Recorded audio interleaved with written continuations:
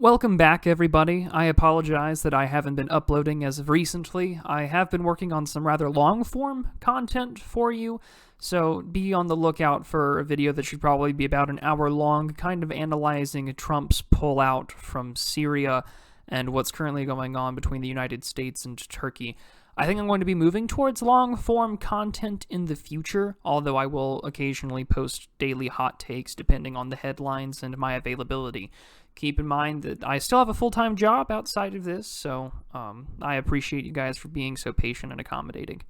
But moving on, so last Thursday, Beto O'Rourke and several other Democrats who are running for the 2020 Democratic nomination for president had attended an LGBT plus town hall hosted by CNN, and we already got some cringe out of that. I think it was Don Lemon saying "Me Too" when Kamala Harris introduced herself and went with her pronouns, saying that Don Lemon's pronouns were also she, her, and hers. It was quite fun to watch, but also at the same time really pandering, because let's keep in mind that the LGBT plus population of the United States and as a whole in the world doesn't make more than a rough estimate, 5% of the U.S. population, and I feel like the number grows because we keep adding letters to the alphabet soup that comes with the LGBT rights community. So, we have lesbian, gay, bisexual, and transgendered. And now, of course, we're adding things like intersex, asexual, questioning, ally, I think is one of the A's now. Like, as a bisexual male, it's just like, okay, we can keep including all of these people, but we're not going to even acknowledge the issues that the community faces internally. So that's a video and a conversation for a later time. But the reason why I bring up this town hall is because Beto O'Rourke went all in on this radical position, and this isn't the first time he's gone all in on a position that is unpopular and radical. Whether it's him taking your AR-15s or having a mandatory gun buyback program if he's elected president, which would be wholeheartedly unconstitutional. But he goes in and he says that churches and other religious institutions should lose their tax-exempt status if they disagree with gay marriage. So, at the town hall, Don Lemon asked, "Do you think religious institutions like colleges, churches, and charities should lose their tax-exempt status if they oppose same-sex marriage?" Without hesitating, Beto O'Rourke says yes, drawing a round of applause. And going off in the way that he talks, like this angry hell and brimstone kind of preacher, he says there can be no reward, no benefit, no tax break for anyone or any institution, any organization in America that denies the full human rights and full civil rights of every single one of us. So, as president, we are going to make that a priority, and we are going to stop those who are infringing upon the human rights of our fellow Americans. The Texas Tribune on October 11th writes that in taking the stance, Beto O'Rourke has staked out a politically explosive territory that few allies he has in the primary field, much like his crusade for a mandatory buyback program for assault weapons following the deadly shooting in El Paso in last August. He did not immediately back down from his position on tax-exempt statuses, tweeting his quote on the topic just minutes after he was done in the town hall. First of all, what in the fuck is he thinking? Beto O'Rourke fundamentally does not understand what the First Amendment stands for. O'Rourke doesn't seem to understand that the First Amendment is in place to defend churches from the tax man because we left, England, historically speaking, those who came here, and we established religious freedom in this country because we did not want a Church of England type situation or where certain taxes would be levied against those who were Catholic or Jewish or of other faiths that weren't of the Anglican Church.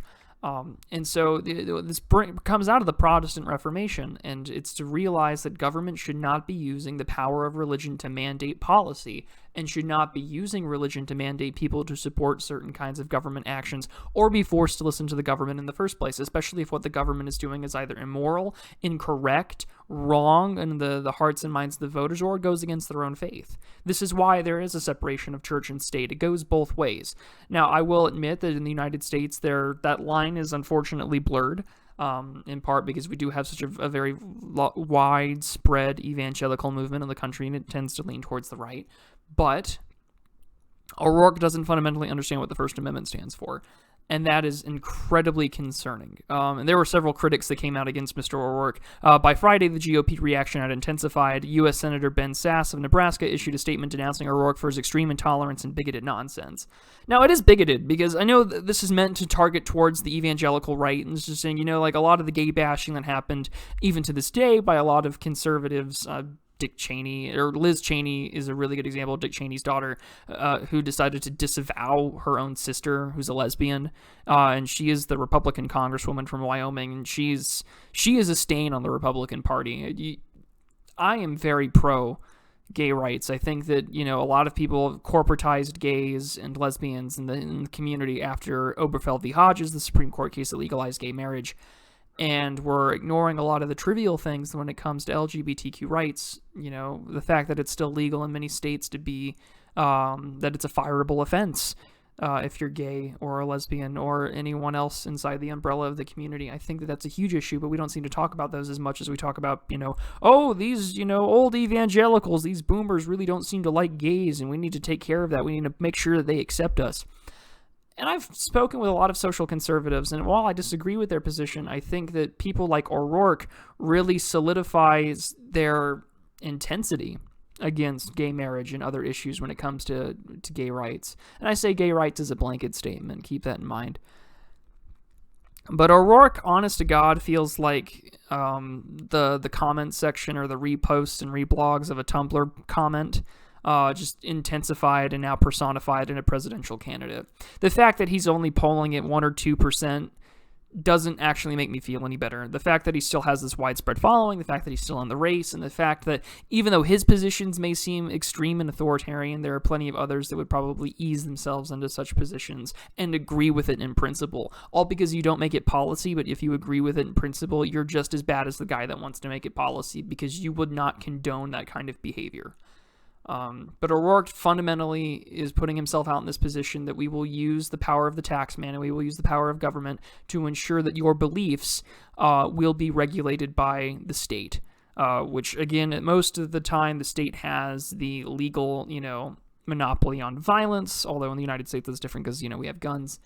But it's going to be an issue. And more importantly, it's incredibly hypocritical of him, because say O'Rourke becomes president, and he decides to remove the tax-exempt status of any religious institution that opposes same-sex marriage. How well is that going to go for you when you start taking away the tax-exempt statuses of Jewish temples that are, Orthodox Jews that oppose same-sex marriage? How's that going to go for you? O'Rourke already has a troubled history when it comes to the Jewish community in El Paso, because he had made some critical comments of Israel, and the Jewish, lobby inside the El Paso district were not particularly happy with him. And so that'll be fun to see how he handles that if he decides to go forward with this policy. Or more importantly, how's he going to handle the fact that he's going to remove the tax-exempt statuses from mosques? Because Lord knows that Muslims are very tolerant of same-sex marriage. So I would really like to see how this goes for him if he were to go all the way and make it to the White House. Would he just target Christians? Or would he go the full blanket status and start targeting Christians, Jews, Muslims, and other religious faiths that have some dogmatic approach to what marriage is defined as one man and one woman? So yeah, O'Rourke is staking out increasingly authoritarian positions. He's growing these rounds of applauses, and he's pandering to those extremist authoritarian crowds. And even though he's polling at a low number, I'm still incredibly worried about what lies ahead. Because even though he may not win the nomination, there are plenty of those who agree with him in principle that will and may have a real chance at winning in 2020. So we need to stay vigilant and remind ourselves that the First Amendment exists for a reason, because the Constitution enshrines these protections in the Bill of Rights to ensure that your faith and your freedom of faith shall not be regulated by the tax man, and your belief shall not be mandated by government regulation. So that's about all. I'll see you guys pretty soon. I have a few more videos coming up shortly hereafter, so you guys stay tuned.